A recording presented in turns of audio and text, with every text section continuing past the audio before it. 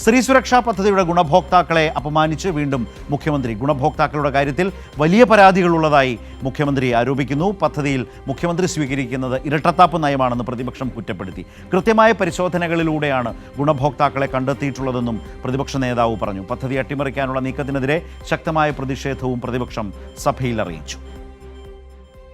സ്ത്രീ സുരക്ഷാ പദ്ധതിയിൽ 3 മാസത്തെ തുക കുടിശ്ശികയാകുകയും പദ്ധതി അട്ടിമറിക്കപ്പെടുമോ എന്ന ആശങ്ക ഉയരുകയും ചെയ്ത പശ്ചാത്തലത്തിലാണ് പ്രതിപക്ഷം അടിയന്തര പ്രമേയത്തിന് നോട്ടീസ് നൽകിയത്. എന്നാൽ പദ്ധതിയിലെ 16 ലക്ഷം വരുന്ന ഗുണഭോക്താക്കളെ അപമാനിക്കുന്ന സമീപനം മുഖ്യമന്ത്രി ആവർത്തിച്ചു. LDF സർക്കാർ തെരഞ്ഞെടുപ്പ് സമയത്ത് സ്ത്രീകളെ പറ്റിക്കുന്നതിന് വേണ്ടി പ്രഖ്യാപിച്ച പദ്ധതിയാണ് ഇതെന്നും മുഖ്യമന്ത്രി ആക്ഷേപിച്ചു. ഈ പദ്ധതി കൃത്യമായി പരിശോധിക്കാതെ ഇതിന്റെ ഗുണഭോക്താക്കളെ തെരഞ്ഞെടുത്ത രീതിയെക്കുറിച്ചുള്ള വ്യാപകമായ പരാതികൾ ഉൾപ്പെടെ ഉണ്ട്.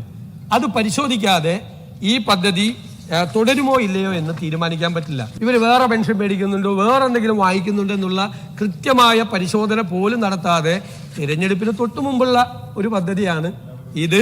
2025 ഒക്ടോബർ 29-ന് LDF സർക്കാർ പ്രഖ്യാപിച്ച പദ്ധതിയാണ് സ്ത്രീ സുരക്ഷാ പദ്ധതിയെന്ന് നോട്ടീസ് നൽകിയ AC മൊയ്തീൻ പറഞ്ഞു.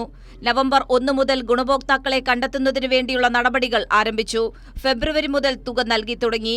എന്നാൽ മുഖ്യമന്ത്രി ഈ വിഷയത്തിൽ എടുക്കുന്ന സമീപനം തുടക്കം മുതലേ നിഷേധാത്മകമാണെന്നും AC മൊയ്തീൻ കുറ്റപ്പെടുത്തി. ഈ കുടിശ്ശിക തുക കൊടുക്കാൻ സർക്കാർ നിലപാട് സ്വീകരിക്കുമോ എന്ന് വ്യക്തമാക്കുന്ന ചോദ്യത്തിന് മുഖ്യമന്ത്രി ഇല്ല എന്ന് വ്യക്തമായിട്ട് ഇവിടെ പറഞ്ഞിരിക്കുകയാണ്. അത് കേരളത്തിലെ സ്ത്രീ സമൂഹത്തിനോടുള്ള ഈ UDF സർക്കാരിന്റെ വെല്ലുവിളിയാണ്, നിഷേധാത്മകമായ സമീപനമാണ്. സുതാര്യമായാണ് ഗുണഭോക്തൃ പട്ടിക തയ്യാറാക്കിയതെന്ന് മുഖ്യമന്ത്രിക്ക് അറിവുള്ള കാര്യമാണെന്ന് പ്രതിപക്ഷ നേതാവ് പറഞ്ഞു. ഈ പദ്ധതി അട്ടിമറിക്കുന്നതിനു വേണ്ടി നീക്കം നടക്കുന്നതായും അതിന് പിന്നിൽ ഗൂഢാലോചനയുണ്ടെന്നും പ്രതിപക്ഷ നേതാവ് പറഞ്ഞു. ഈ അപേക്ഷയില് എന്താണ് സർ രാഷ്ട്രീയം? എല്ലാവരും അപേക്ഷിക്കല്ലേ?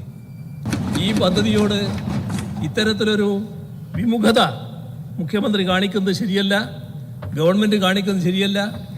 എന്തിനാണ് പാവപ്പെട്ട സ്ത്രീകളോട് അനാവശ്യമായ വീറും വാശിയും കാണിക്കുന്നത് എന്ന് മനസ്സിലാകുന്നില്ല. മുഖ്യമന്ത്രിയുടെ മറുപടിയുടെ അടിസ്ഥാനത്തിൽ പ്രതിപക്ഷത്തിന്റെ അടിയന്തര പ്രമേയ നോട്ടീസ് സ്പീക്കർ തള്ളി. മുഖ്യമന്ത്രിയുടെ നിഷേധാത്മക മറുപടിയിൽ ശക്തമായ പ്രതിഷേധമാണ് പ്രതിപക്ഷം രേഖപ്പെടുത്തിയത്.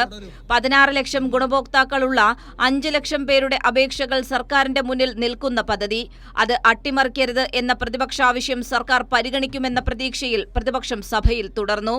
അതേസമയം പദ്ധതി അട്ടിമറിക്കപ്പെട്ടാൽ ശക്തമായ പ്രതിഷേധത്തിനാകും സർക്കാർ സാക്ഷ്യം വഹിക്കേണ്ടി വരിക എന്നും പ്രതിപക്ഷം ഓർമ്മിപ്പിച്ചു. കൈരളി ന്യൂസ്, തിരുവനന്തപുരം.